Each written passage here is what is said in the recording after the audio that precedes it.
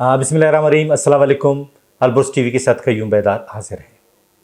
नाजरीन, आज मुल्क के एक कदावर शख्सियत, सियासी रहनुमा, बलूचिस्तान के जाने पहचाने शख्सियत और साबिक अव्वलीन जमहूरी गवर्नर मीर गौस बख्श बिजनजो की 35वीं बरसी है।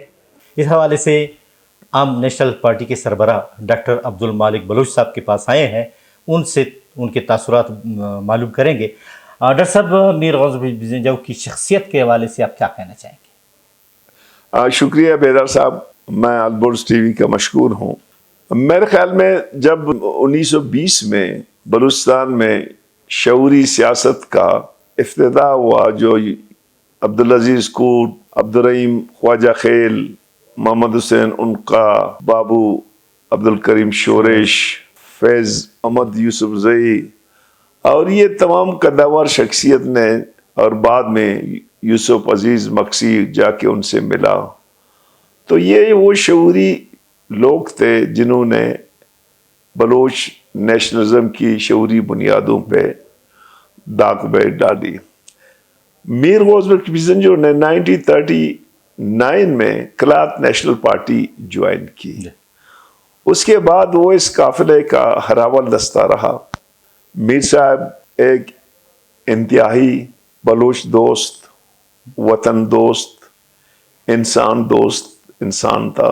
फिक्री तौर पर वो बाएं बाजू से ताल्लुक़ रखता था और उसने क्लात नेशनल पार्टी के बाद नेशनल अवामी पार्टी में जब उस्मानगल के बाद वो जब मर्ज हुए, तो मीर साहब आखिर तक अपनी फिक्री जद्दोजहद में मसरूफ थे। वो जमहूरी जहनीत के आदमी थे, आमिरियत के सख्त खिलाफ थे, एक सेकुलर इंसान थे, और उसने अपनी ज़िंदगी में वो मुश्किलात देखे जो शायद हम तसव्वुर नहीं कर सकते थे। जब आप उसकी बायोग्राफी पढ़ेंगे या उस ज़माने के दोस्तों से, वो कहता है कि जब वो कुली कैंप से निकला तो उसके अपने दोस्तों ने उसको नहीं पहचाना। उसमें सरदार अताउल्लाह मैगल मरूम थे, किसी ने उसको नहीं पहचाना कि वही मीर गौस बख्श बिजनजो है। तो मैं समझता हूँ कि वो बहुत बड़े एक कद्दावर इंसान थे जिसकी तमाम जिंदगानी उस जद्दोजहद पे गुजरी है, और उसने आखिर तक अपने वतन से, अपने अवाम से मोहब्बत की है। और उसकी जो जद्दोजहद है बलूच कौमी तहरीक में, पाकिस्तान की जमहूरी तहरीक में, एक दरफशान सितारा की मानिंद है जिससे आज भी जमहूरी लोग, कौम दोस्त लोग फैज़याब हो रहे हैं। अच्छा डॉक्टर साहब, मीर गौस बख्श बिजनजो पाकिस्तान के फ्रेमवर्क के अंदर जमहूरियत पर अमल रखते थे, और उन्होंने कहा कि हम पाकिस्तान की रियासत के साथ लड़ नहीं सकते, हम जमहूरी तरीके से अपने हकूक़ लेंगे। उसकी मुखालफत हुई और उसे बाबाए जमहूरियत का नाम भी दिया गया। उन लोगों में आप उस वक्त गालिबन BSO में थे या नौजवान नस्ल में थे, आप लोगों ने भी उसकी मुखालफत की? मेरे ख्याल में जब नेशनल अवामी पार्टी पे पाबंदी लगी, वो तमाम दोस्त जेलों में गए। हम लोग उस वक्त जूनियर थे BSO में। मैं 74 में यहाँ पे आया था साइंस कॉलेज में, तो उस वक्त नेब की हुकूमत ख़त्म हो चुकी थी और ये जिंदाबाद मुर्दाबाद, जेल रेल ये सारे चल रहे थे। बदकिस्मती से नेब की जो क़यादत जो हैदराबाद में थी, उनमें दो नौयत के इख्तलाफात शुरू हुए। एक पश्तून बलूच लीडरशिप में, दूसरा बलूच लीडरशिप में। अलग अलग हो गए। जब ये निकल गए जेल से, तो बीच में NDP बनाया गया, वली खान ने बनाई, मीर साहब भी उसमें थे। जब निकल गए तो नवाब खैरबख्श मरी और मीर गौस बख्श बिजनजो के रास्ते अलग थे।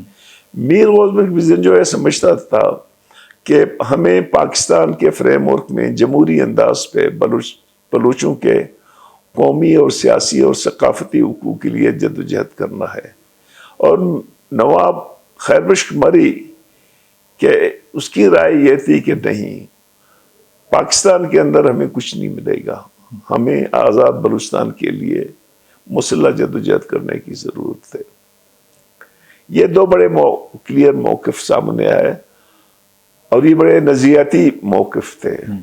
میں سمجھتا ہوں کہ یہ جو اختلاف تھا نظریاتی تھا. باقی جو بلوچوں میں جتنے بی ایس او میں یا باقی جو جتنے توڑ پھوڑ ہوئی وہ نظریاتی نہیں تھے، نظریاتی یہی ایک ہی تھا جو میرے نزدیک میں. اس زمانے میں ہمارا لیڈر رازق بگٹی تھا، ہم رازق بگٹی کے ساتھ تھے. بی ایس او میں بھی اس کے اثرات پڑے. رازق بگٹی، میں، ایوب جتک، حبیب جالب، اسلم کورد اور میجارٹی دوست ہم نواب خیر بخش کے نزدیک رہے اور ہم نے میر غوث بخش بیزنجو کی مخالفت کی. معین خان، ڈاکٹر واحد، ڈاکٹر جہاں زیب اور کچھ اور دوست وہ میر صاحب کے قریب رہے. اچھا ڈاکٹر صاحب، جب 1988 کے الیکشن ہوئے، الیکشن میں جب میر صاحب ہار گئے تھے تو چند مہینے کے بعد کوئٹہ آئے اور یہیں پہ ڈاکٹر حکیم لیڈی کے گھر میں نے ان کا انٹرویو لیا تھا اور انہوں نے کہا کہ میری سیاست کے وارث وہ نوجوان ہیں جنہوں نے میری سیاسی مخالفت کی. آج ان کی وراثت آپ کر رہے ہیں جبکہ آپ اس وقت ان کی مخالف تھے. میں اس کو تھوڑا سا آگے لے جاؤں گا. تو ایک اسٹیج آیا 85-86 میں جب ہم نے دونوں بی ایس او عوامی اور بی ایس او کو مرج کیا اور پھر ہم ٹوٹ جو گئے.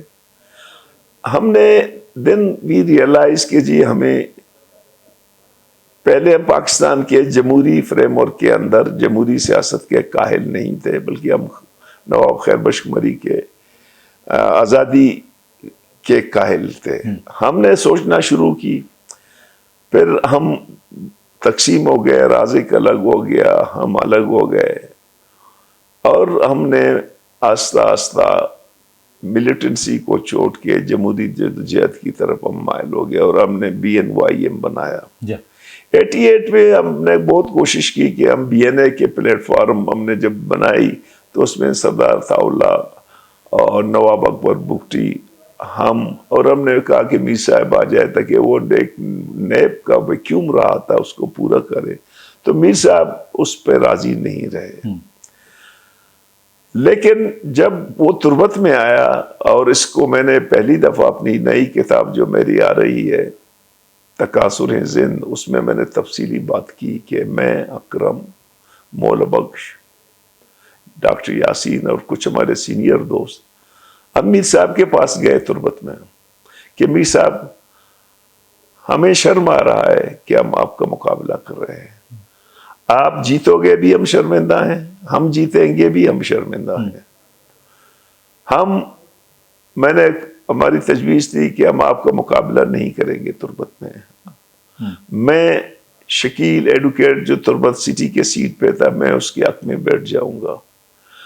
ایوب بلیدی وہ سردار عبد الرحمان کے حق میں بیٹھ جائے گے جو پاکستان نیشنل پارٹی کا وہ تھا. ہمیں آپ دشت کا سیٹ دے دیں جہاں پہ میر جلال خان اس کا کینڈیڈیٹ تھا اور پنجگور کا، اور خزدار میں ہمارا عارف جان محمد حسنی کینڈیڈیٹ تھا، آپ اس کو چھوڑ دیں، ہم آپ کو یہاں چھوڑ دیں گے.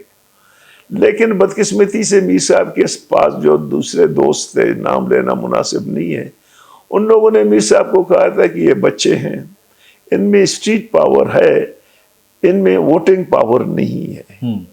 تو ہم میر صاحب کے قطعاً مقابلہ کرنا نہیں چاہتے. وہ بہت سے لوگ ابھی بھی زندہ ہیں جو اس وقت نیشنل پارٹی میں ہیں. میں نے ان سے بعد میں پوچھا، اس نے کہا جی آپ جو کچھ کر رہے ہیں صحیح کر رہے ہیں. بعد میں جب ہم میر صاحب ہار گیا، میں اور اکرم یہاں پہ گئے اس کے پاس سرکٹ ہاؤس میں ٹھہرا ہوا تھا، تو میر صاحب نے کہا میر صاحب آپ ہمیں معاف کر لیں، ہم آپ کا مقابلہ کرنا نہیں چاہتے تھے. پھر اس نے کہا بچہ وہ باتیں بچ اگپ پویلت دیے، یعنی بچہ وہ باتیں چھوڑ چھوڑ دو. دیں. حقیقت یہ ہے کہ میر صاحب کے لوگوں نے میر صاحب کو مس گائیڈ کیا اور وہ الیکشن اس لیے ہار گئے. ہم نے اس 1% بھی مقابلہ، ایون ہم اپنے تمام سیٹیں دینے کے لیے تیار تھے. میں وڈرا کر رہا تھا، ایوب جب تک ایوب ریدی وڈرا کر رہا تھا. حقیقت یہ ہے. باقی ہے کہ میں نے 1-2 دفعہ فلور پہ بھی کہا ہے، لیکن اس دفعہ میں نے اپنی کتاب میں بھی اس کو بڑا واضح اندازہ پہ لکھا ہے. اگر کوئی اس کو چیلنج کرتا ہے، بہت سے لوگ ابھی تک زندہ ہیں، تو میرے سامنے آ جائے کہ ہم نے میر صاحب کو یہ آفر نہیں دی. ڈاکٹر صاحب، کیا میر صاحب کی وہ پیشن گوئی کہ میری سیاست کے وارث یہی نوجوان ہیں، کیا آپ لوگ اس وراثت کو اور اس کی جو مثلا ایک امید تھی اس کو پورا کرنے کی کوشش کر رہے دیکھیں، ہیں؟ میر صاحب تو بہت بڑے لوگ تھے، ہم یہ نہیں کہہ سکتے ہیں کہ ہم نے ان کی جگہ لی، لیکن ہم یہ سمجھتے ہیں کہ ہم اس فکر کے فالوور ہیں جن کی بنیاد 1920 میں بلوچ لیگ کے حوالے سے، استمانگل کے حوالے سے، کلات نیشنل پارٹی کے حوالے سے، عوامی نیشنل پارٹی کے حوالے سے رکھا گیا ہے. ہم اس قائدین کے فالوور ہیں اور ہم فکری طور پر اپنے آپ کو ان سے جوڑ کے بلوچ قومی تحریک کو انسانی اور باقی قوموں کی قومی تحریک سے جوڑ کے، پر پاکستان کے فریم ورک میں ہم بلوچ کے قومی حقوق کی جدوجہد کریں گے، اور پرامن طریقے سے کریں گے، آئینی طریقے سے کریں گے، اور ووٹ کی طاقت سے کریں گے.